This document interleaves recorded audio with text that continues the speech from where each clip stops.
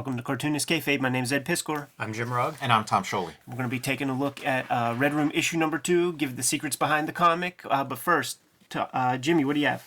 Patreon.com/Jim Rugg, where you can download out-of-print zines and mini comics. I have about a dozen of them up there. I just posted this Street Angel sketchbook from 2013.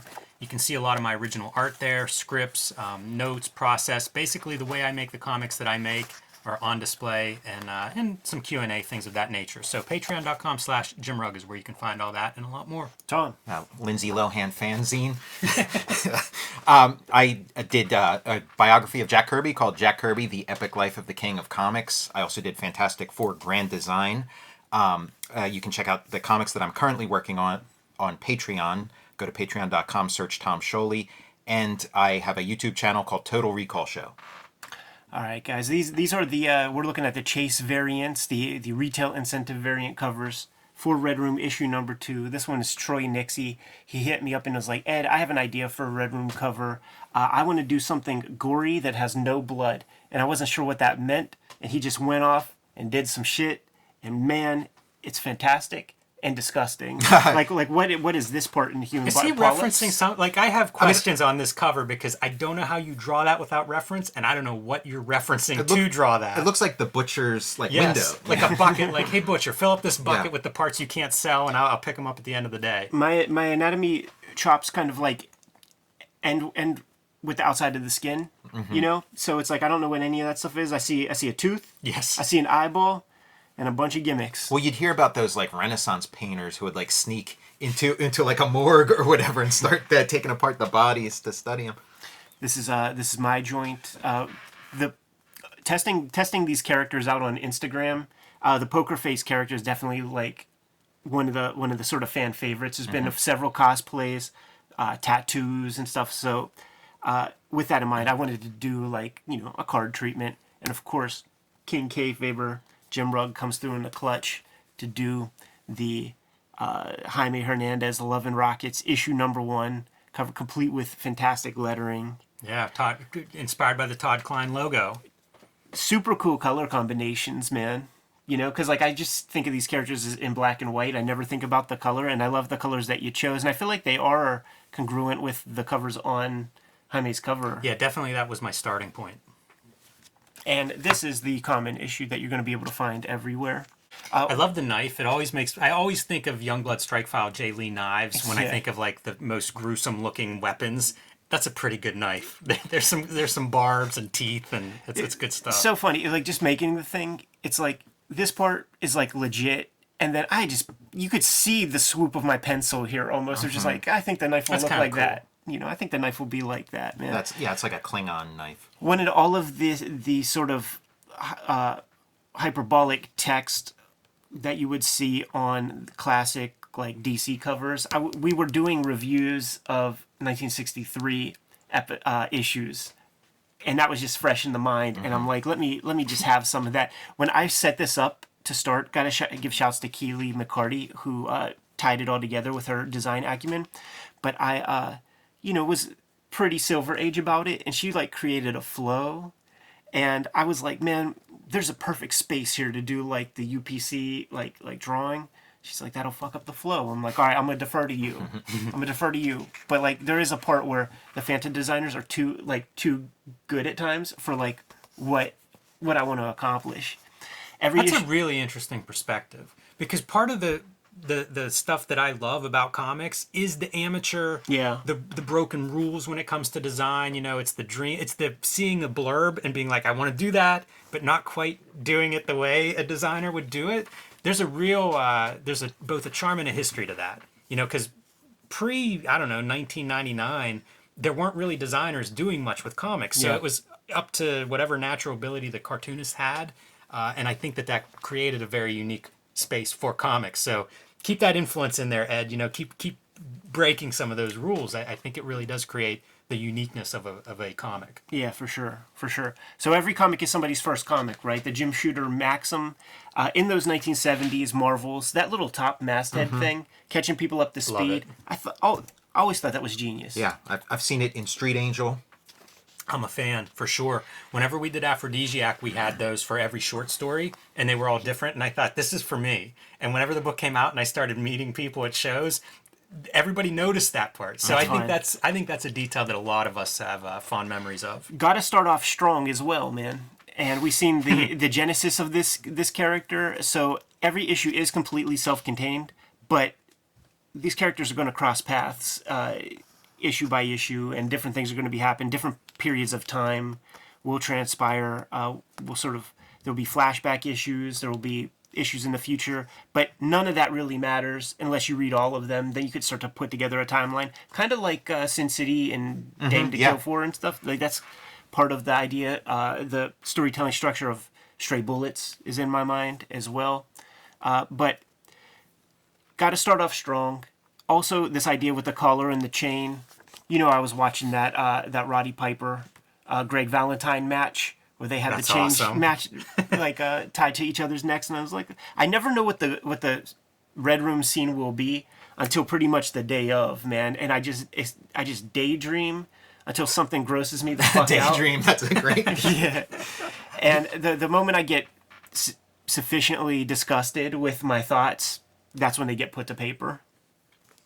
This choice of like white for the lettering is so smart because you have all these compositions where there's a ton of words and stuff, and it kind of subconsciously or consciously lets the reader know, like, you don't have to read this stuff if you don't want to. You got read this. If you feel like reading this, feel free. But it would be very confusing if it was all, you know. That's design. I mean, you're creating an hierarchy there.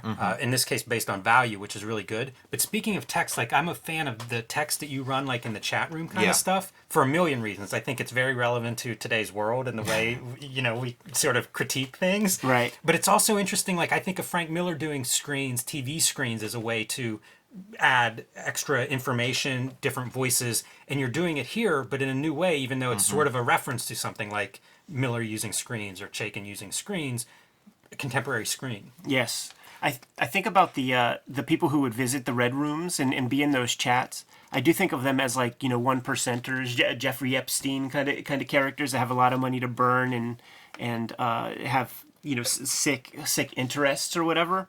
So the conversations, like, very much a lot of the time when you see these chat pieces, it will have nothing to do with the imagery, and to me that's more disturbing. When they're talking about restaurants in France or something, where do you summer? Where do you go vacation? I like that a lot. I think one time you mentioned it, compared it a little bit to American Psycho. Yeah. And I think that's a really good one.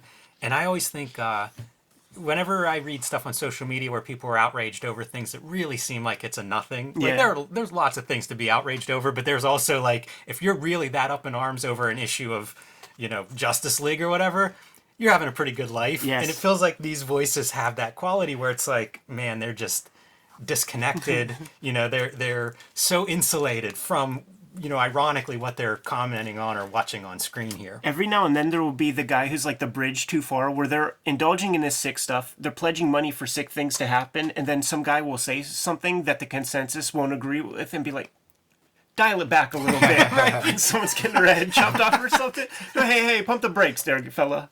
I think that kind of humor is one of the great parts of horror. Yeah. And parts of this book.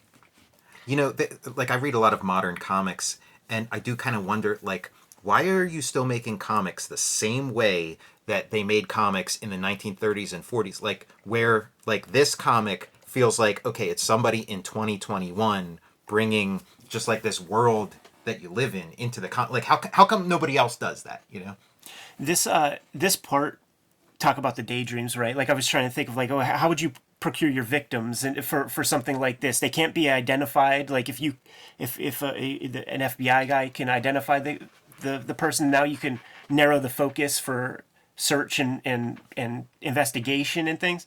So I was thinking about, like, when Katrina happened, if you remember, for a little while Chubby Checker was missing down there in New Orleans. I don't remember that detail. Yeah, I just totally remember because it was, like, in the news, like, Chubby Checker is not to be found. And this idea of seemingly rescuing people from natural disasters only to give them an even worse fate seemed like good horror fodder for my purposes. We talk a lot about this off camera, Ed, but like panel borders making your pages interesting to look at. I think this is a really nice one. The way that panel breaks and kind of, you see the ink brush strokes on the sides of it and stuff. I like that variety a lot. I like that he's sitting on a church and not on a house. Right. Yeah, just Little details. little more visual. You get that steeple and stuff, and it's kind of interesting. And a social commentary. Yeah, right. The sort of butt above the water with that little bit of water in between the small of the back and the ass. That's either Richard Corbin or Little Annie Fanny has that. By the way, the dog part breaks my heart, as I think that's what an animal does in a Right. story. That's why you put a dog Yeah, in exactly. a story. Exactly. So here's the rescue, man. Dude on top of the church. Here comes a helicopter. Guy rappels down. Man, I was drawing this stuff during COVID quarantine. Like, I remember sort of everything about these days, man, and I was just kind of like getting lost in my own world. So trying to come up with like backstories and stuff for these guys. This dude is a famous football player. Like, you see, he's got his Super Bowl rings on. But my idea was, I think I saw that Aaron Hernandez documentary about the New England Patriots football guy who was engaged in like a drug empire and killed people, and its relationship with like CTE. And my idea is that the poker face people, and it's not really in here so much. There'll be future stories, but they're basically people who have CTE that don't have that sort of governor to prevent them from just trying to seek adrenaline rushes or whatever. So just having him even doing the rescue mission is part of that adrenaline rush. Like, if I can't kill you right now, like, I'll rappel down and save your ass. And of course, only he's the important one, man. So they bring him up there. This composition gave me trouble. I had a hard time trying to figure out how to get the stuff from inside the helicopter, see the church as they go away, see that little speck of the pup down there. That surprises me because that panel works really well. Well, It was all the struggle. Yeah, just a lot of sketchbook work in there, man. Pretty happy with the way the kind of like wind stream is blowing by, having it go foreground and background. That's stuff that I pull from Joe Kubert. He will do that kind of thing when there's like a misty situation. Yeah, he's and, great like, with towards atmospherics. Yeah, and it's something I want to do more of, because you just see guys like Mignola and a lot of cartoonists Toth does it, just breaks up planes, breaks up the shapes. You could put black in front of white and vice versa. Much harder than it looks. Way harder. Yeah, pen and ink kind of isn't designed for that kind of stuff. Yeah, whenever You're these working guys like against him, it. Mike Mignola figures that out, it's the mystery of his work. Like, I just puzzle over it because it's something I think about, but not easy to make work.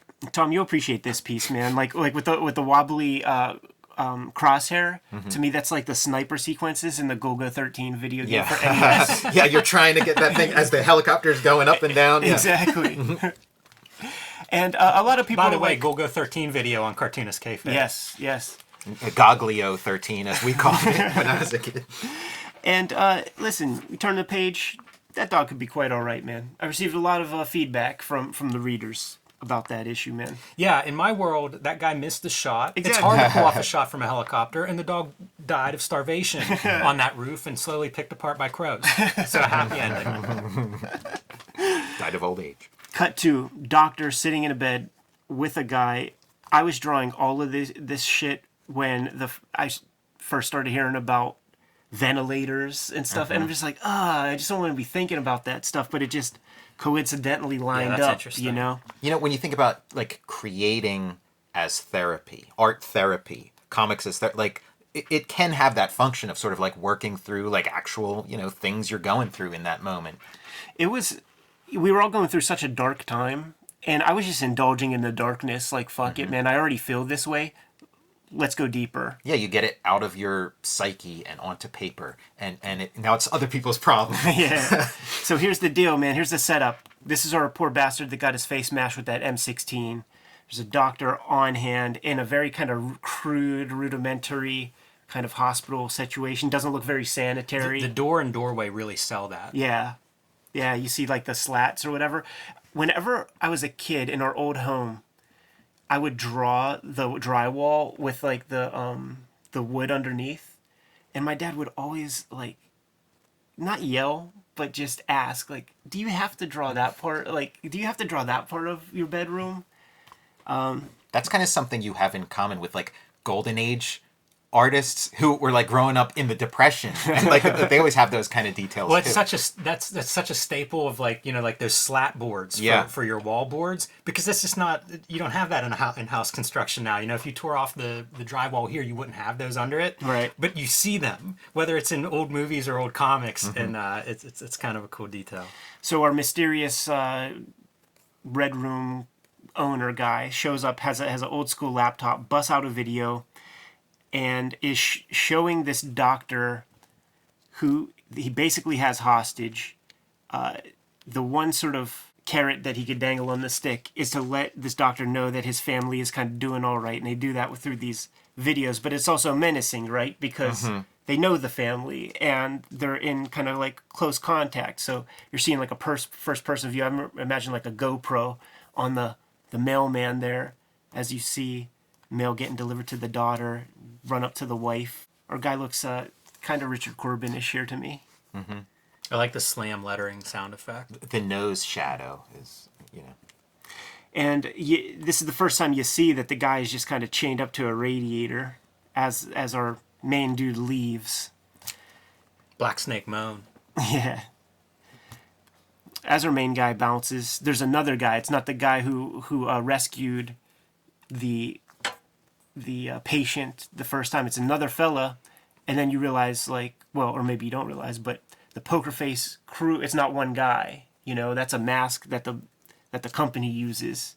And as they leave, this like tenement walk up, little dude comes up to our main guy to get his comic book signed, because comic books are the main form of entertainment in the mainstream, in the Red Room universe. this is science fiction. Yeah, exactly.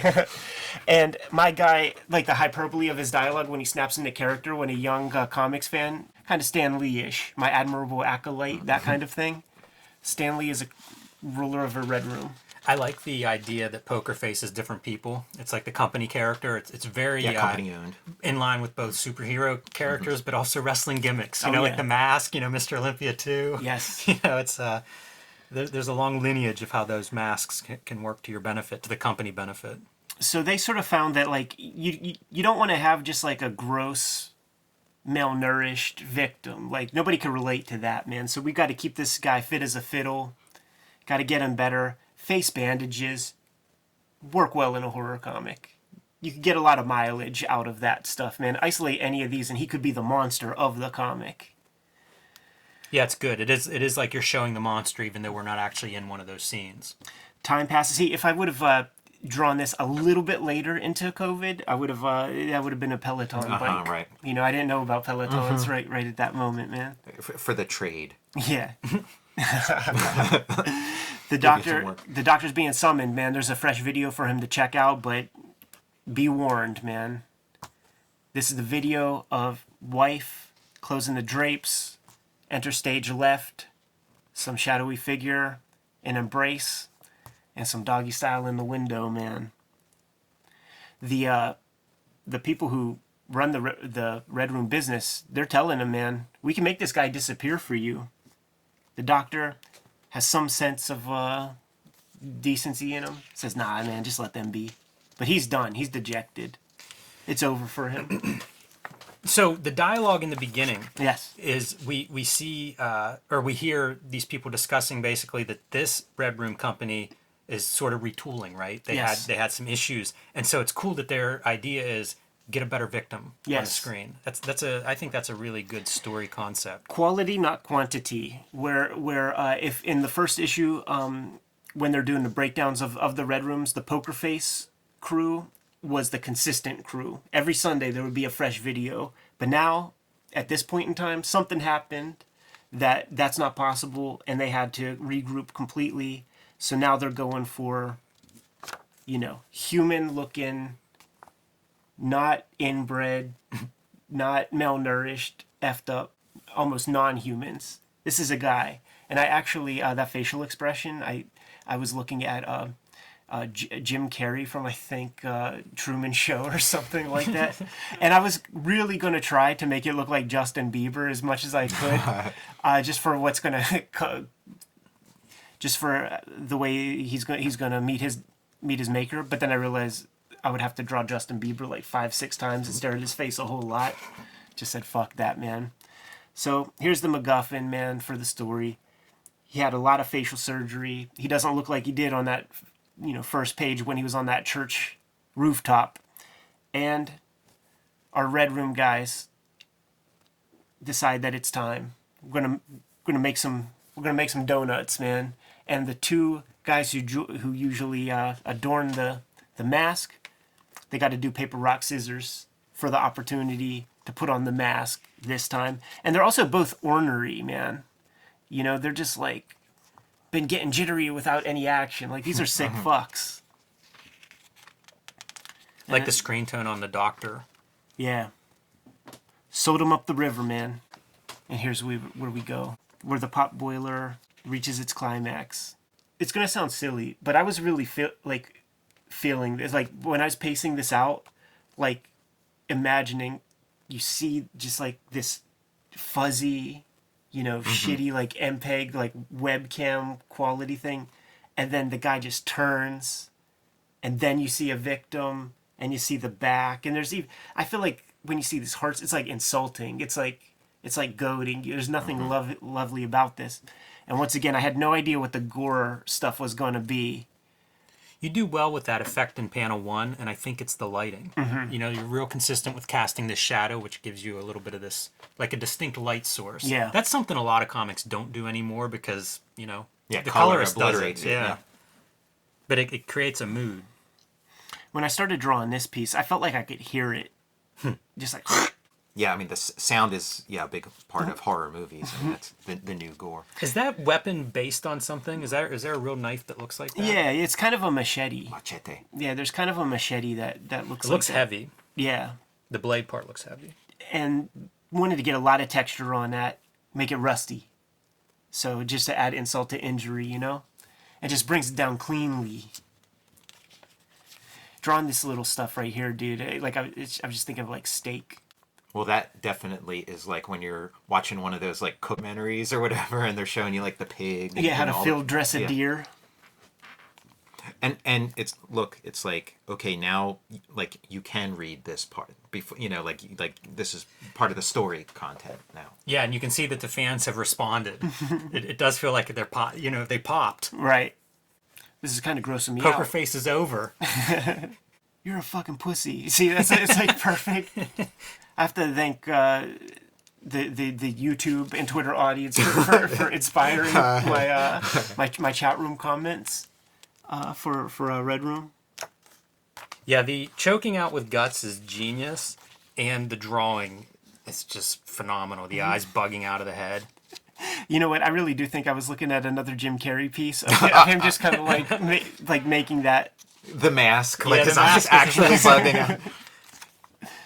It is so hard to do an expression like that. And there's how our guy ends up with all the viscera and whatnot. I gotta tell you, Troy Nixie's cover, perfect for this issue. I think so. Like talk about just a happy coincidence or serendipity. But man, what would be a better cover for that? Totally works, man. And this can't be it for the story, right? Like, cut the stream. It's done. Let's go see what the Doctor's up to in his like little cell room TV where he's like sitting there watching the work being done. And they're sort of giving him kudos, man. We're gonna give you better accommodations now. And because everybody in Red Room is a piece of crap, is a bad person, the Doctor's reconsidering the idea of making that guy disappear who was bedding his wife in that earlier video. Can you really make the guy my wife is seeing go away as he massages his wedding ring? The end. Yeah, I mean, each issue's a complete experience, so you got to have the denouement. Yes. More goo. Pot boilers, man. That's what I'm in the business of these days, dude. Tongue-in-cheek horror stories for the new millennium. And also, man, just got to give some shine to the people who submitted artwork to the Gore gallery. Dozens and dozens of these things. I could like Great pieces. when these pieces, like when I put the call out and these pieces came to the inbox. They're going to be 8-page Gore galleries for a while. It's awesome. You know, New Mutants homage. Jay Lee. Jay Lee. Yeah, it's really fun. And you could see that poker face is like. This piece is so strong. Yeah.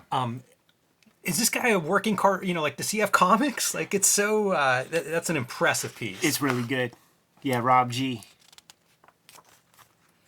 It's funny. I was looking through this when I got my comps, and I was trying to figure out, like, do I know these names? Like, right, who's a yeah. published cartoonist on this list? It's like looking through old Wizards where we're looking at the drawing table and trying to figure out, like, who went on to make comics out of this. I mean, lineup. the way it works is we check this out next year. Yeah.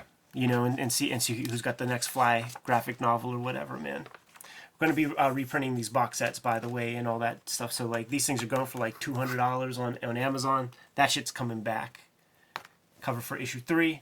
That's a wrap, man. These are one-and-dones, Potboiler comics, 22 pages. I've been watching, like, Twilight Zones, Tales from the Crypts, reading lots and lots of short stories in just audiobook format, like, Ramsey Campbell, J.R. Lansdale. How do you tell something satisfying in a sort of brief amount of I love pages? short stories, man. I'm glad you're on board. Yeah, We it's should be a lost trading notes virtue. on whenever when you find some that stand out. Yeah. Because the short story versus like a graphic novel or movie or TV series is that you can see all the elements. Right. You know, like you can really put it together like a tight puzzle. Yeah, for sure. It's all within eye shot. You know, it's what 22 little note cards that you can reshuffle around and fix things and insert stuff where it needs to be. You need to get lines on the wall where you can hang your finished pages Cerebus style. Yeah, right, man. When we walk in to record, we can walk by the story in progress. I just finished a new issue, man. I finished the 7th issue of A Baker's Dozen, so I have 6 to go. I'm good to go if you guys are. Yeah. Kayfabers, like, follow, subscribe to the YouTube channel, hit the bell. We'll notify you when new vids are available. Jimmy, what's out there? Patreon.com/JimRugg, where you can download out-of-print zines and mini comics of mine. You can see original art. You can see scripts, notes, process, basically how I make Street Angel, Octobriana, and all the comics I make, and more on Patreon.com/JimRugg. Talk about Done in One. Check out Fantastic Four Grand Design. Check out Jack Kirby, The Epic Life of the King of Comics. And you can see my process work on my Patreon. Just search Tom Scholey at patreon.com. And my YouTube channel, Total Recall Show. These Red Room comics are coming out every 4 weeks. Issue 3 is going to be on the stands, if not July 28th. I think it's August 4th, whatever the next Wednesday is, man. The printer literally is running out of paper whenever it comes time to print up Red Room comics. You can subscribe to the Cartoonist Kayfabe e-newsletter at the links below this video. You can find Cartoonist Kayfabe t-shirts and merchandise at the links below this video. All right, man. This is a monthly comic, and the machine has begun. There are comics to draw. Jimmy, given the marching orders, we're going to be on our way. Make more comics.